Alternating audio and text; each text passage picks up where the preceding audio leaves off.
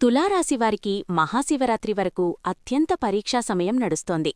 ఈ కొద్ది రోజుల్లో మీరు 3 భారీ గండాలను ఎదుర్కొనే సూచనలు బలంగా కనిపిస్తున్నాయి. మొదటిది ఆర్థిక గండం. ఎవర్నీ నమ్మి ఈ సమయంలో పెద్ద మొత్తంలో పెట్టుబడులు పెట్టకండి. నమ్మినవారే మిమ్మల్ని మోసం చేసే అవకాశముంది. రెండవది ఆరోగ్య గండం. ముఖ్యంగా ప్రయాణాల్లో మరియు వాహనాలు నడిపేటప్పుడు అత్యంత అప్రమత్తంగా ఉండాలి. చిన్నపాటి అజాగ్రత్త కూడా ఇబ్బందుల్లోకి నెట్టవచ్చు. మూడవది మానసిక గండం. అనవసరమైన ఆవేశం వల్ల ఆత్మీయులతో విభేదాలు వచ్చి మనశ్శాంతి కోల్పోయే ప్రమాదముంది. తస్మాత్ జాగ్రత్త. ప్రతి అడుగు ఆలోచించి వేయడం చాలా ముఖ్యం.